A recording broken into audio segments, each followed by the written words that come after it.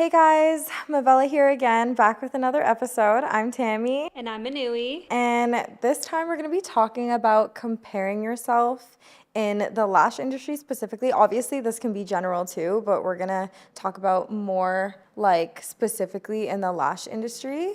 When we first started, we would compare ourselves a lot. And there's this one saying that I always hear, it's comparison is the thief of joy. And it's so true. Constantly, if you keep comparing yourself on like within your journey, again, whatever that is in life, but right now in your like lash journey, I just feel like you'll end up really unhappy and really upset and really just like down all the time. And that's something that we actually did in the beginning ourselves. And we can still have moments where we do that because it's such a human, natural thing. But yeah, we're just gonna dive into that for this episode. Yeah, we're just going to talk about comparing yourself to other lash businesses and how it is a normal thing and to not feel guilty about it or more on how to overcome it and not let that affect you. Because I know for us when we first started, and I think anybody that first starts lashing, they're always comparing to somebody who has 3, 4, 5 years experience. And like with us, we sell products and trainings, and more in the past, not so much anymore because we've learned to like cope with it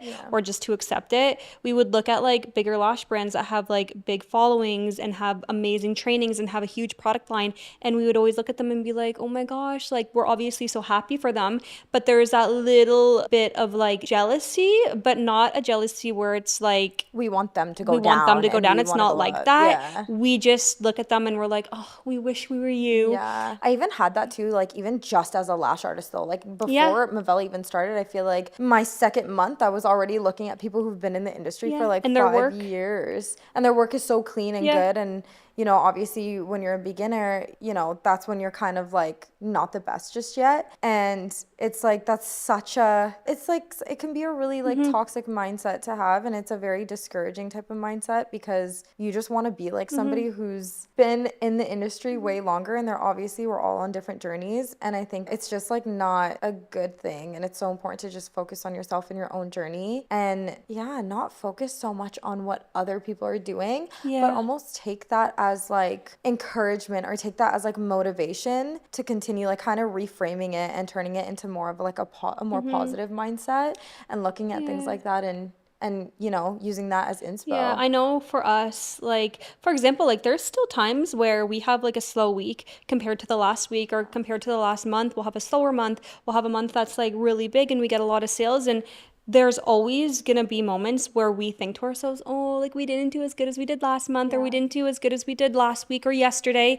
And especially after like the holiday season or like the summer season where or like it's like Black your Friday, peak. you it's like crazy. And like even for like you guys who are lash artists, if you're a lash artist watching this, you're gonna be so busy like around Christmas time and stuff because everybody is on holidays and like there's so Wants many to get their family lashes. there's so many family occasions coming up and stuff, and they want to get their lashes done. And the thing is like you don't want to have to compare yourself to somebody else just because you're on your own journey. And I think that's something that we've had to come with like to acceptance with is in comparing ourselves is actually just it doesn't do it doesn't do anything for anything you. for us. It actually just puts you in a really bad mood. You're really upset.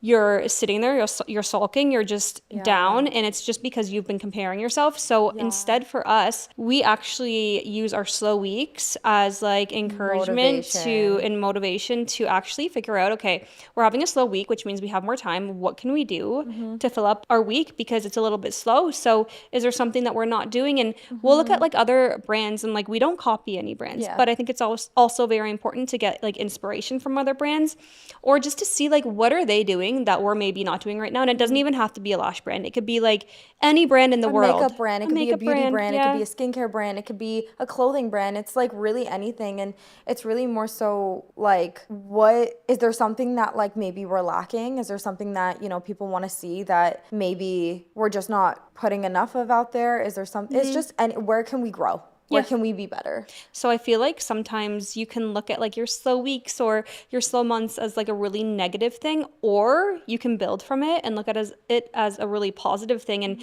actually like change the mindset of your business and actually grow. You actually grow a lot in your slow months. For us, that's when we worked on the most projects, got a lot done because we're like, okay, what are we not doing? Why are we slow right now? Like we need to figure this out. Let's do this, this, this, and this, and let's grow and let's change this up. Like for example, we did a brown lash series. Not because we were slow or anything, but just because we felt very repetitive with our content that we were doing. And we're like, let's switch it up. Like, we need to figure out what we can do that's different. And we got our new brown lashes in, and we're like, okay, actually, let's do a series. We've never done one before. Let's see how that goes. And it went really well. So I honestly feel like it's a blessing in disguise when you have these slow weeks or slow months, because you can take it as like a learning lesson or encouragement to just figure out, what am I not doing that maybe somebody else is, that I can incorporate into my business that's going to help me grow a lot more. Yeah, I think it definitely brings a lot of insight, and I think it essentially just encourages you. And it's sure it can be like a little uncomfortable, or like it's very human and very normal to still feel a little sad, or like a little like, oh, come on, like I wish it wasn't like this. But at the same time, yeah, I definitely think it allows way more creativity. And yeah, it's just a lot more brainstorming, a lot more just like which area could we be better in, which area can we grow.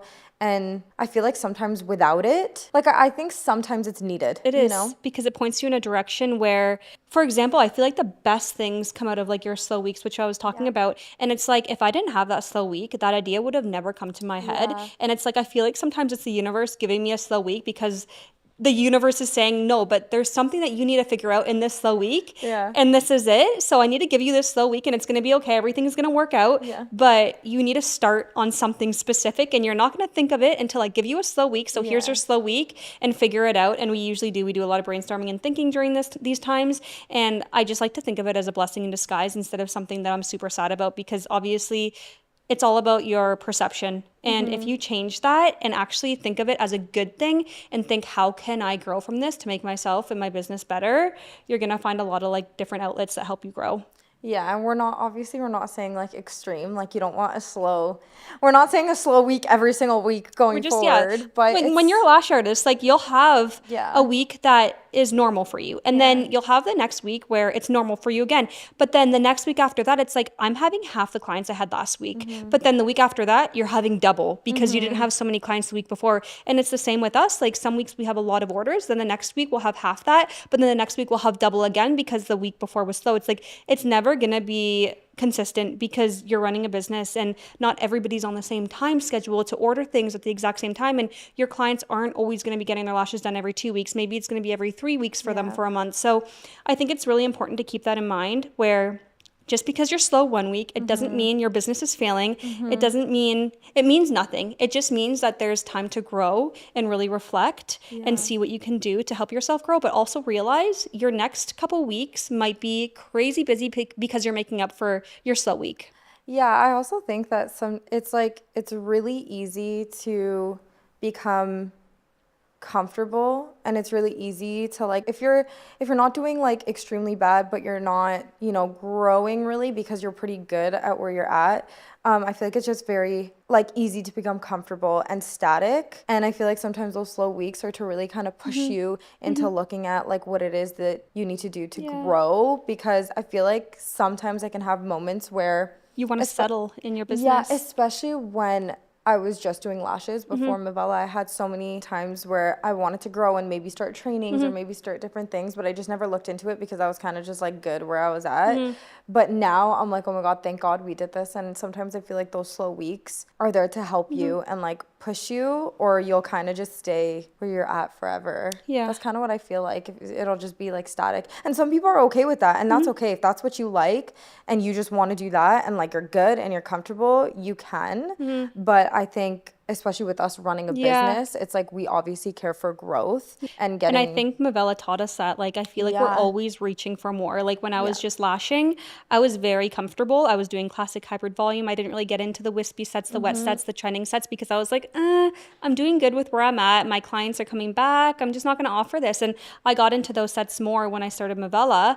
But starting Mavella and taking that leap of faith to actually start Mavella was huge. That was like the biggest thing we ever did. So everything after that kind of feels a little bit smaller. So when we want to start something new, for example, like the brown products that we decided to get in, there was a little bit of me that was like, but so many brands already started it like over a year ago. Like, we're a little bit late. But right away, I snap out of that mindset. I'm like, no, Like, we're still going to do it, and we're going to do it now, because if we don't, we're going to look back in 3 months and be like, why didn't I start it when I said I would? Because it's still popular, it's still growing.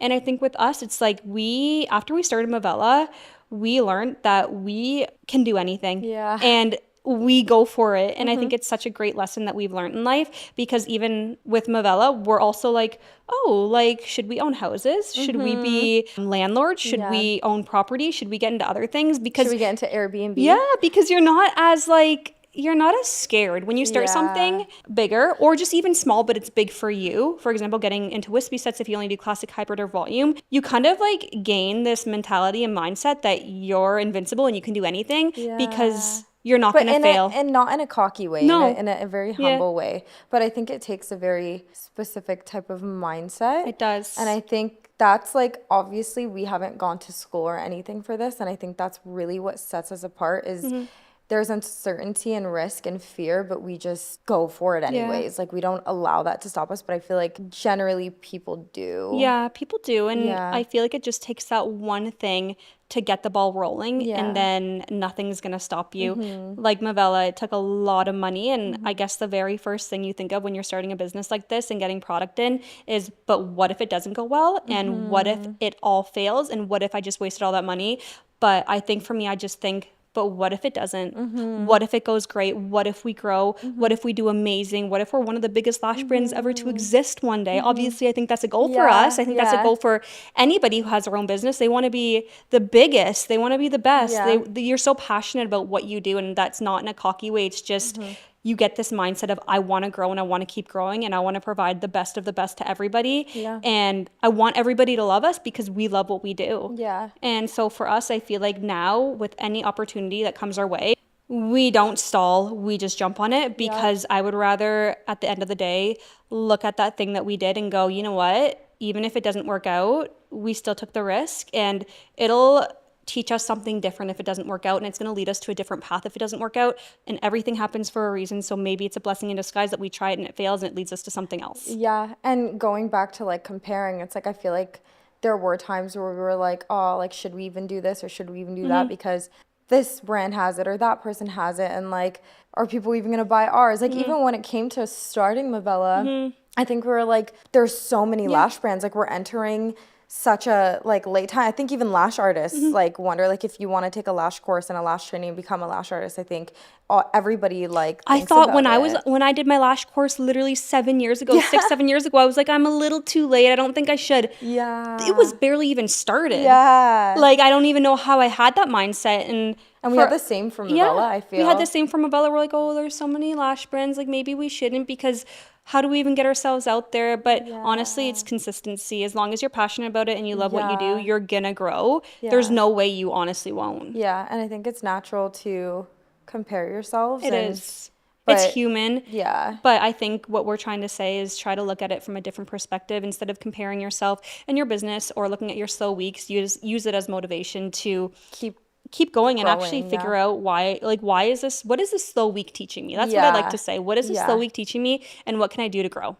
So if you are someone who's comparing yourself a lot, or your business, or you're brand new and you're comparing yourself to somebody who has 5 years, 6 years experience, or if you're just starting a product line and just say you're comparing yourself to us, being like, oh my God, look at where they're at. Trust me, we started where you were, and the people we look up to started where you're at. And it's just a cycle of, you're never going to start and be big when you first start. You have to go through the phases of building a business. And we've been there and we felt that, and it's human. And I think we are at a place of acceptance, and we just accept it. Like, if we ever have these feelings, we talk to each other and we're like, I'm feeling a little discouraged, I'm feeling a little bit jealous, like human. And we talk to each other about it, and it's nice to have each other because we can actually lean on each other and be like, you know what, it's okay. What can we do? Yeah, I think we're able to also recognize, and like, we're very self-aware, and we know, like, I don't know, I think it is very easy, but it's nice because sometimes I have my like weak moments, and I think sometimes you do too, and we can kind of like, we kind of talk to each other and we go, no, but like this. Don't like, worry, it's okay. Yeah, and like, and so definitely find a person or an outlet to have. If you do feel these, it's definitely not good